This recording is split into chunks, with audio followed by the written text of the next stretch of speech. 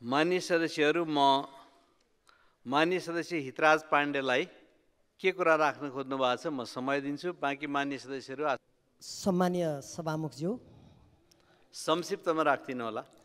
आज जेठ 15 गते गणतन्त्र दिवसको दिन सर्वप्रथम सङ्घीय लोकतान्त्रिक गणतन्त्र नेपाल निर्माण गर्न राणाकाल, पञ्चायतकाल, जनयुद्ध, जनआन्दोलन, मधेस आन्दोलन लगायत परिवर्तनका लागि प्राण उत्सर्ग गर्नुहुने सम्पूर्ण महान शहीदहरूप्रति सम्पूर्ण हामी विपक्षीहरूको तर्फबाट म हार्दिक श्रद्धाञ्जलीका साथ सम्मान अर्पण गर्दछु। त्यस्तै सम्पूर्ण बेपत्ता योद्धा, घाइते, शहीद परिवार, बेपत्ता योद्धा परिवार, अग्रज आदरणीय नेतृत्वगण सबैप्रति सम्मान व्यक्त गर्दछौँ। गणतन्त्र दिवसको यस अवसरमा नेपाल र विदेशमा रहनुहुने सम्पूर्ण नेपाली दिदीबहिनी तथा दाजुभाइप्रति विपक्षी दलहरूको तर्फबाट हार्दिक शुभकामना व्यक्त गर्दछु। हामी आन्दोलनमै छौँ। यो प्रतिनिधि सभामा खास गरेर भिजिट भिसा जो प्रकरण छ, यो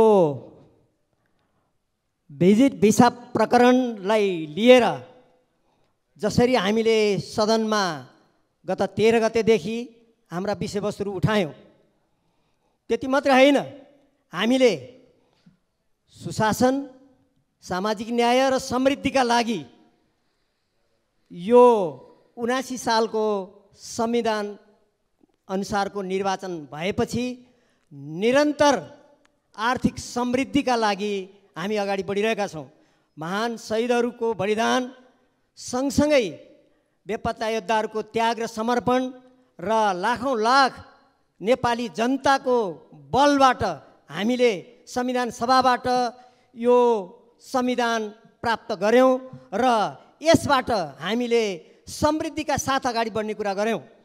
त्यसका लागि हामीले भ्रष्टाचारलाई निर्मूल गर्नुपर्ने, सुशासनलाई कायम गर्नुपर्ने, देशलाई आर्थिक समृद्धिमा लैजानुपर्ने हाम्रो जो दायित्व थियो, त्यो दायित्वलाई निर्वाह गर्नको लागि हाम्रो पार्टीका अध्यक्षले तत्कालीन सरकारको नेतृत्व गर्ने बेलामा सुशासनका पक्षमा, सामाजिक न्यायका पक्षमा, समृद्धिका पक्षमा निरन्तर आवाज उठाउने मात्रै होइन, नेतृत्व गरेर सुशासनलाई अगाडि बढाउने बारेमा विभिन्न कामहरू भए। यही बेलामा जसरी बिचौलियाहरू सँगसँगै अरू मध्यरातमा यो सरकार जसरी बन्यो, त्यसपछि त देशमा अझ झन् विषयवस्तुहरू बढ्दै गए र त्यसको विभिन्न कडीहरूका चाहिँ विषयवस्तुहरूमा भिजिट भिसा प्रकरण आयो।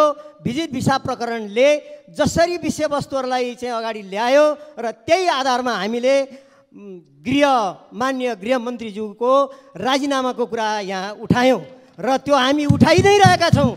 र हिजो अझ माननीय गृहमन्त्रीज्यूले त पत्रकार सम्मेलन मार्फत जे विषयवस्तु राख्नुभयो, कर्मचारीका बारेमा कुरा गर्नुभयो।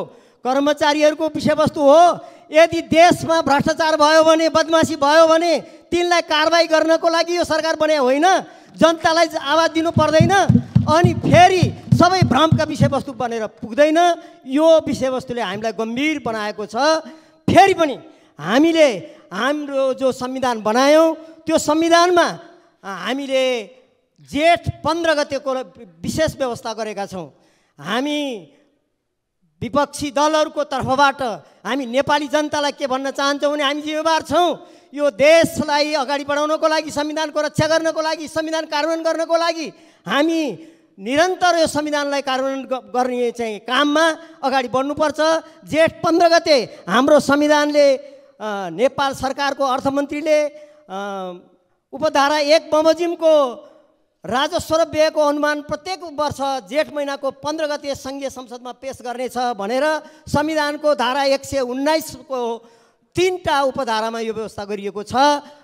यस कारणले यस अर्थमा हामी जिम्मेवारी पूर्वक आज जेठ 15 गतेको आर्थिक सर्वेक्षण प्रस्तुत गर्ने विषयवस्तु, संयुक्त अधिवेशनमा माननीय अर्थमन्त्रीज्यूले विनियोजन विधेयक चाहिँ प्रस्तुत गर्ने, बजेट प्रस्तुत गर्ने विषयवस्तु र त्यसको आज नै टेबल गर्ने विषयवस्तुका लागि मात्रै जिम्मेवारीपूर्वक हामीले यो सदनलाई चाहिँ अगाडि बढाउन दिएका छौँ। त्योदेखि बाहेक अरू कुनै पनि हामीले कामहरू अगाडि नबढाउने हामीले कुराकानी गरेका छौँ। म यही विषयवस्तु सम्मानीय सभामुखज्यू मार्फत संसदमा राख्दै फेरि पनि हाम्रो आन्दोलन जारी छ।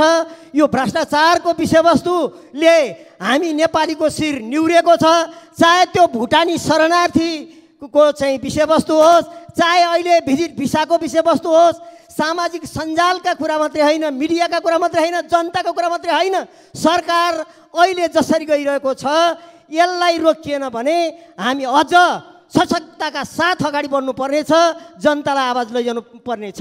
यतिका साथसाथै अहिले जसरी यो संविधानका विरुद्ध, हाम्रो व्यवस्थाका विरुद्ध जसरी बाहिर विभिन्न कुराहरू पूर्व राजा लगायतका चाहिँ ले गरिरहेका छन्, यसमा हाम्रो तीव्र विरोध छ।